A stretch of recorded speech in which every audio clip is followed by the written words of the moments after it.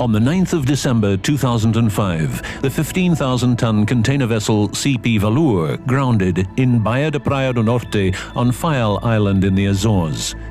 In bad weather, the vessel's hull quickly began to fracture. Various attempts to refloat the CP Valor failed, and 3 weeks later, she was declared CTL, a constructive total loss. Svitzer Salvage obtained the contract to remove her.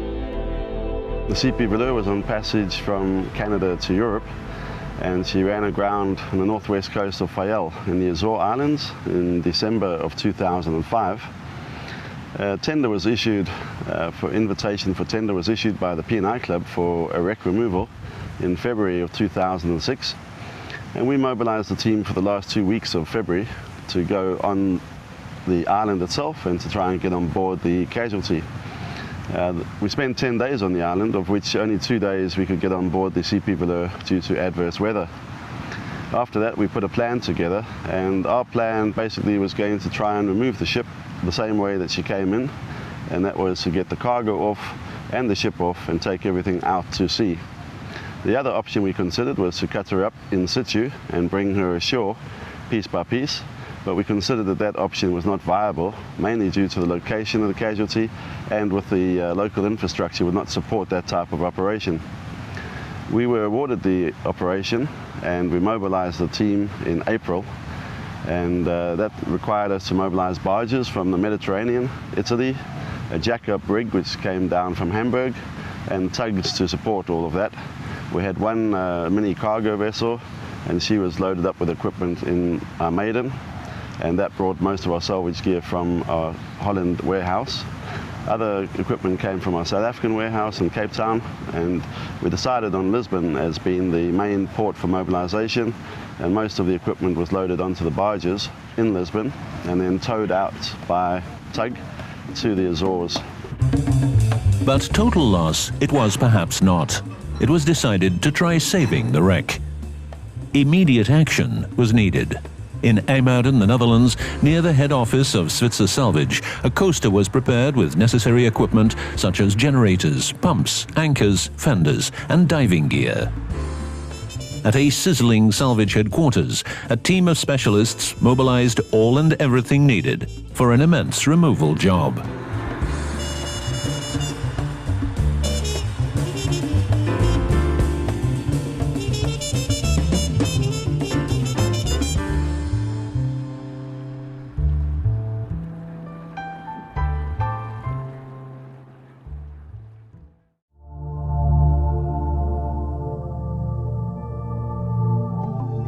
Being in the Azores, which is almost halfway between America and Portugal, then the mobilization obviously took about 6 weeks, and the equipment started to arrive at the end of May. It was actually the 20th of June before the first container was lifted by the jack-up onto the associated barges. So that's about 6 weeks ago. The last 6 weeks have been pretty hectic.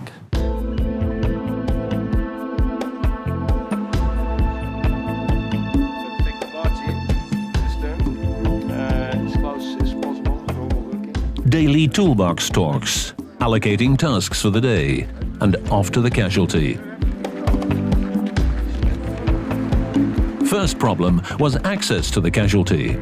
An ingenious 200-meter jungle bridge is constructed as safe access for daily work and saving time.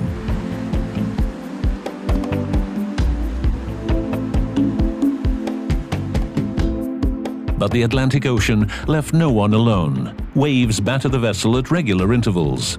The hull receives ever more damage and starts to weaken further. But as an ice-class ship built in the late 70s, she should hold, at least for the time being.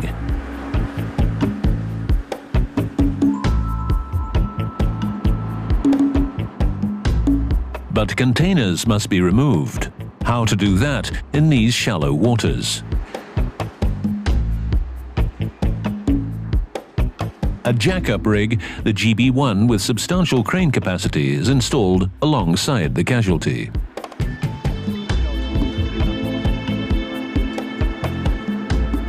At the same time, the working barge P7 is brought into position to be moored alongside the casualty on the land side.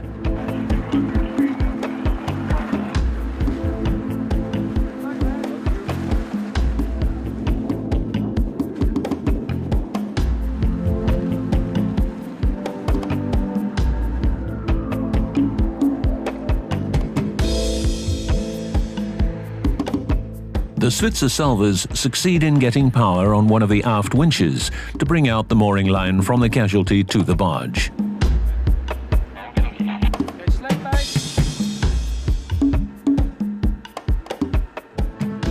Careful maneuvering and bringing her in. Now, the P7 is relatively safe from the incoming swells.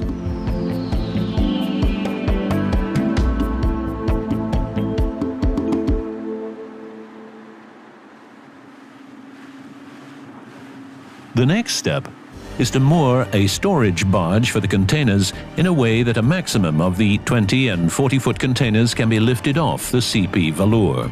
The mooring procedure is explained to the Svitzer tugboat captains.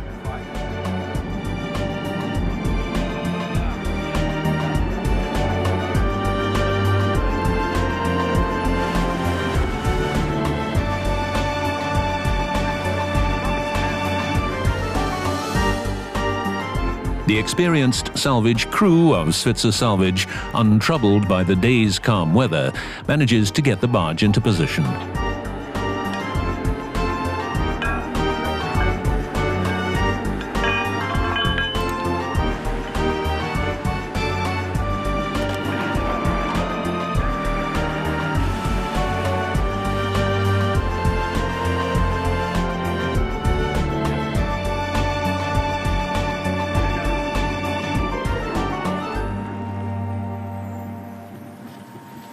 Offloading containers can start.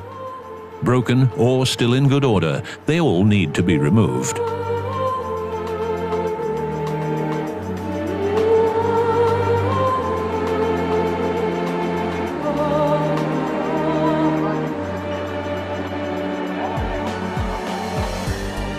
Removal of the deck cargo means access to the cargo holds. Some are flooded and need to be pumped.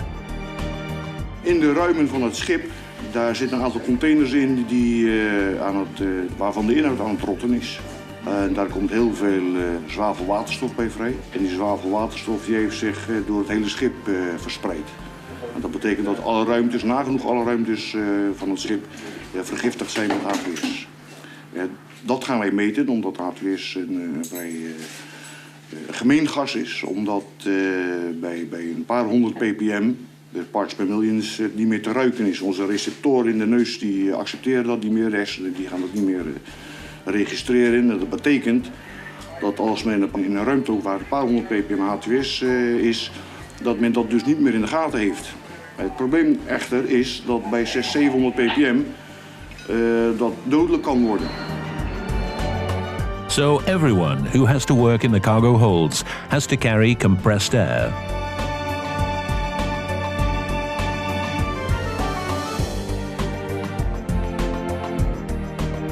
We passed the halfway mark.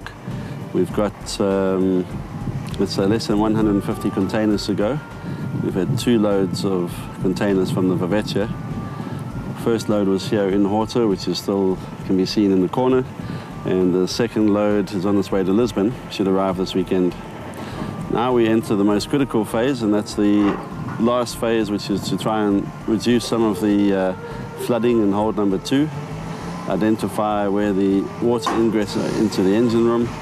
The engine room hopefully is not that substantial, can be contained, minimized, or even stopped.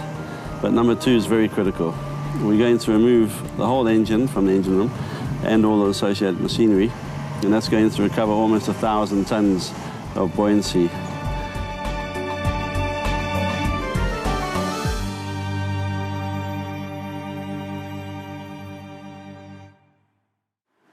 At Svitzer Salvage HQ in Horta, calculations are made and checked and rechecked by the computer refloating models.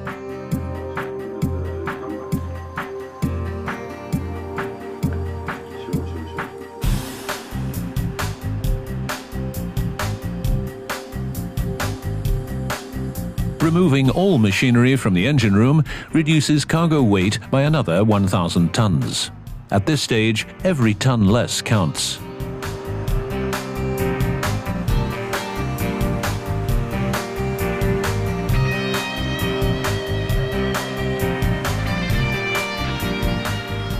parts are cut into smaller pieces and removed as scrap. The last container is lifted off, and that means the GB1 jack-up rig can be relieved from duty. She will now be towed back to Horta. Here, she will help rearranging the barges with containers for Lisbon. The salvers continue under heavy pressure. What is more, the weather is going to change. The Atlantic forecasts predict high swells and northwesterly winds, not promising news. All empty cargo holds are now flooded. Interestingly, this now gives the CP Valor better stability against the battering waves.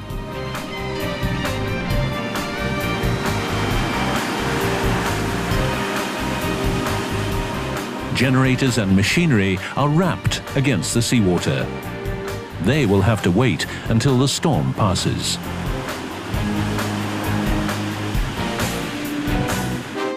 Pete is worried and has to decide to abandon the casualty. Haal je mensen terug? Ja hoor, dit kan niet zo. Even Danny thinks it's getting dangerous. Gewoon, het kan een beetje gevaarlijk worden. Ja.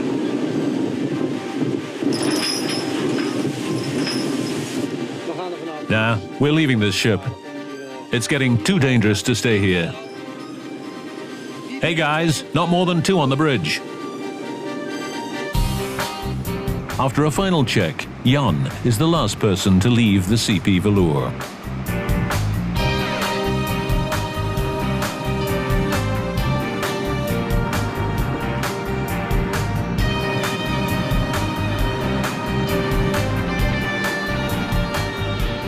Dit is trouwens boven verwachting hoor. Ik had wel golfveld verwacht. We hebben eerder golfvelden gehad. Ik heb ze eerder gezien hier. Dat is altijd wel onder de indruk, maar dit is meer dan verwacht.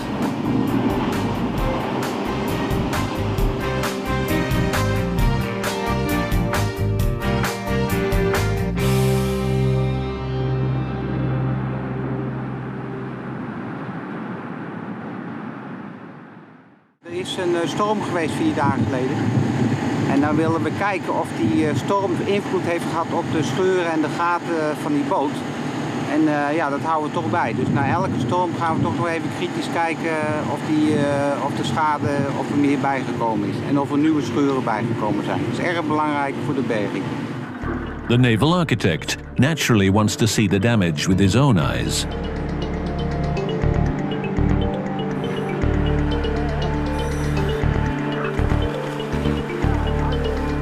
State-of-the-art diving equipment and a diving inspector monitor activities underwater. Ja, Roger. Waarom zit je nu maar?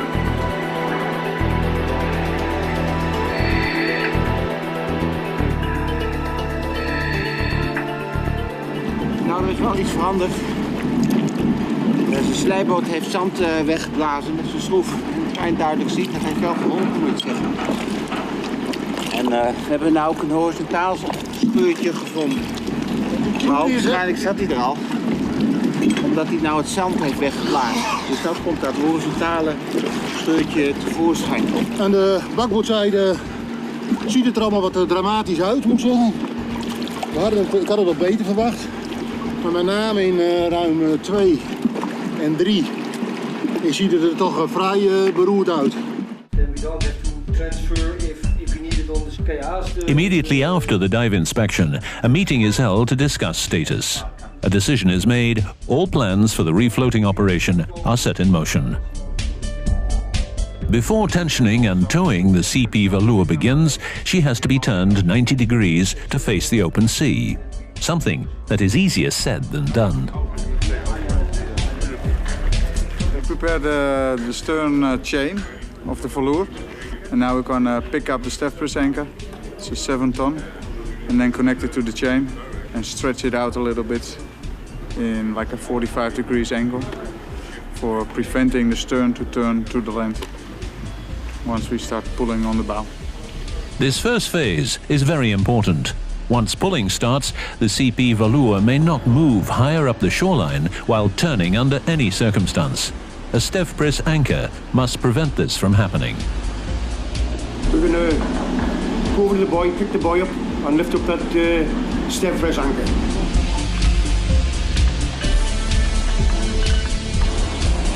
Once we got the anchor onto the roller, we need to go full ahead to float the anchor so we can stock it up on the deck.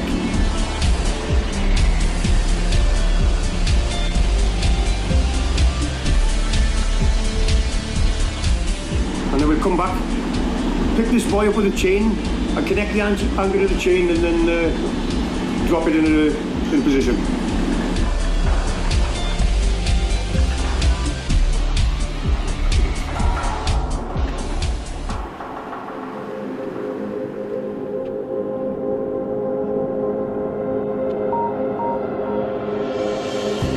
We're in the harbor of Horta on the Vervetje, the barge that's going to be the pulling barge for the whole operation, as we call it. And we just tested the Stranjak machines. These are the Stranjak machines. It's just a pulling system, which is going to hopefully pull the vessel from its place. Yeah, well, the testing actually went really well, so we're really happy because it works. And now we can go to the next step in the project to see. After the tests, the Svitzer tugs bring the barge Vervetje with the strand jacks to the casualty.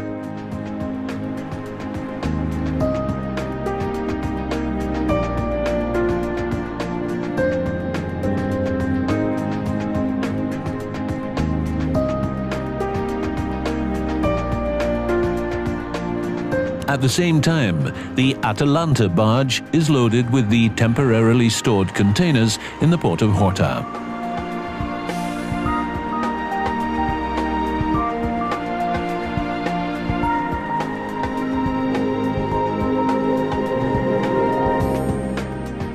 Captain Sloan guides the Vervetje into position for the pulling, a delicate marine operation in which all available tugs participate.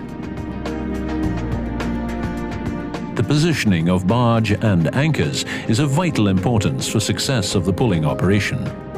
The small tugboat Afon Karadoch proves very efficient. She brings the tow lines from the Vervetje to the bow of the CP Velour.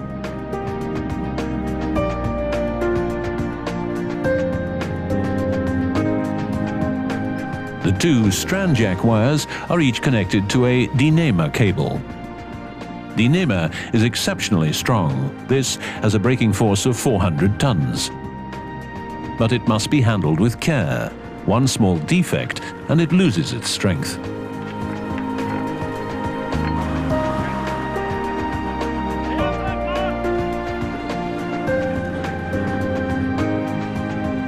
As they are still in the Azores, with the promise of more bad weather at hand, there is not a moment to lose. The salvers must be ready for the first available spring tide.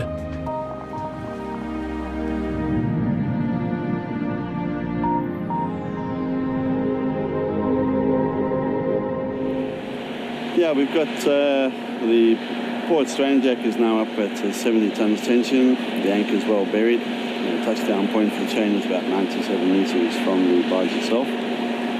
We've got the 8th cross connected in the fair lead. She's 400 meters of tow at 20% power. Batlax is in between her and the Remo. The Remo is just being connected now. We were meant to connect her on the main deck, but the swell is starting to pick up, so it's a bit too dangerous on the main deck. She's now on the break of the shoulder on the starboard side here by number 1 hold. They'll stretch their cable and we'll sit at about 30-40% power, make sure everything's good. The plan is to start the ballasting around about 2-3 o'clock in the morning.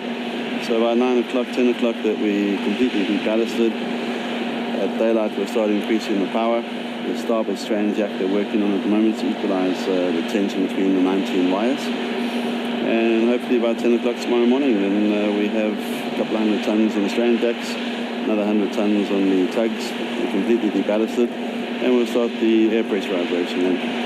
And it gives us about 2-3 hours before spring high.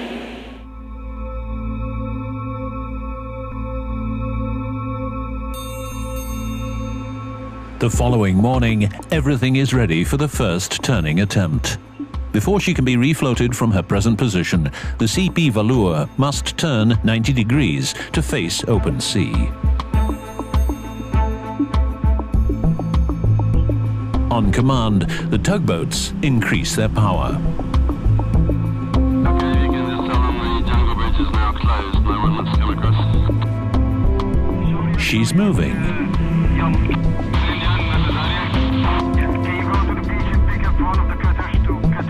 Orders are given to cut the jungle bridge, but movement of the CP Valor is ahead and the connection breaks. The link with the shore is gone. The bridge is cut.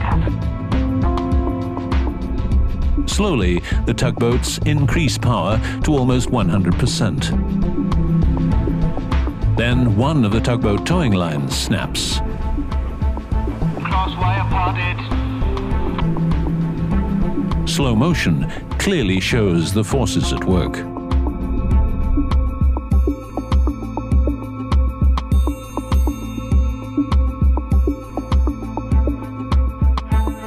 But the connection is immediately restored. I think there's a wire on the lead, is it?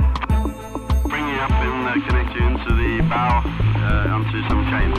Local people come and watch activities, but not everybody is convinced of success. I'm fish line there. I know this place there, no? This offside the bar, the ship, big rocks, you know, the big rocks stay in the ship. You know, I don't believe this ship go out. Your idea. This ship, I think better go out 50 meters over there, after round, go out.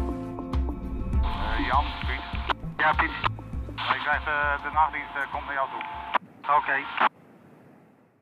Yeah, basically the initial pull has gone quite well. We've got up to 300 tons tension on the pull barge with the strand jack system. The anchors are holding. The tugs are all well positioned. We've replaced quite a few towage springs which have parted. Now we have adequate strong points. So we have well over 400 tons pulling power at the moment. The first high tide that we did the attempt, we had not managed to dewater all of the holds.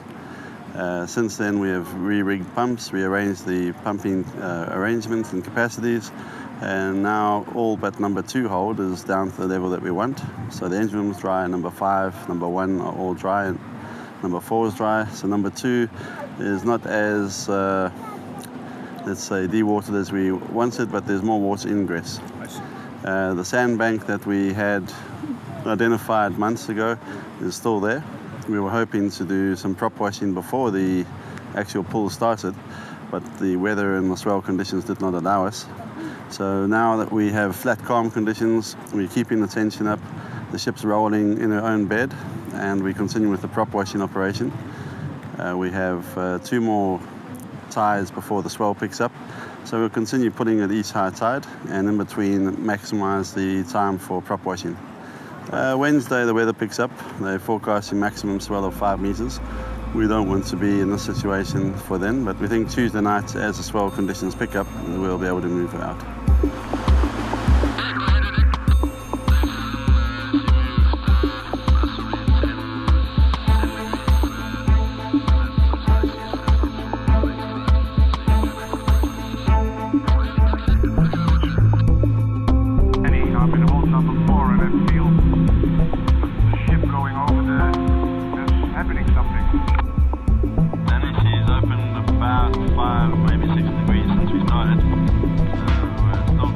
Time-lapse photography clearly shows the movement of the ship.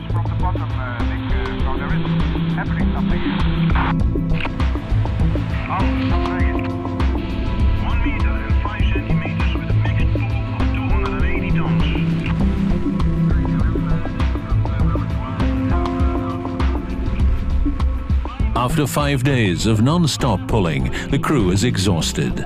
but the CP Valor is now facing open sea.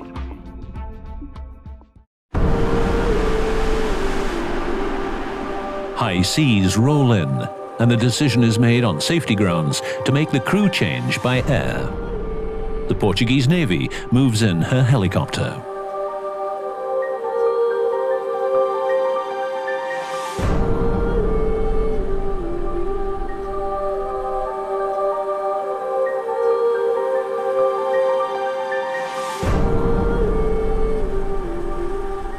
The experienced crew airlifts the salvors off and brings new men in.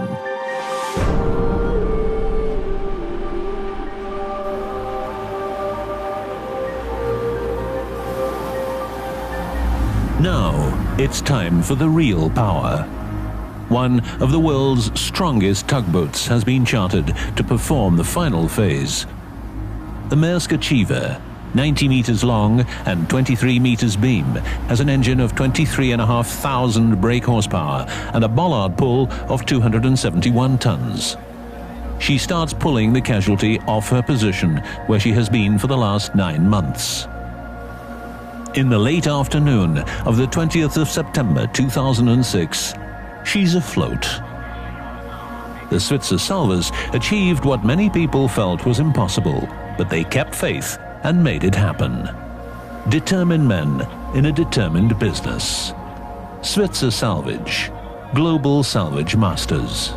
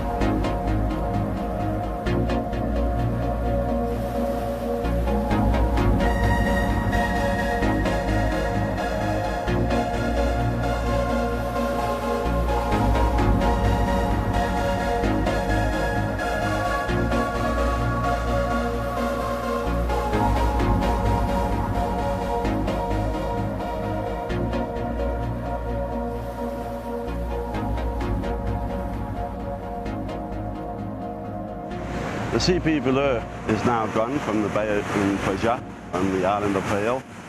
Over 400 tons of oil and pollutants were recovered, and of course this protected the rocks and the beaches from being contaminated. The cargo has been redelivered to owners and underwriters in Lisbon. For the last 5 months, we've had 86 people continuously involved, 11 nationalities from around our global operation. All in all, this can be considered a success for Svitzer Salvage. The producers would like to thank everyone who contributed in any way whatsoever to the attempted salvage of the CP Valor and in helping making this documentary. Thank you.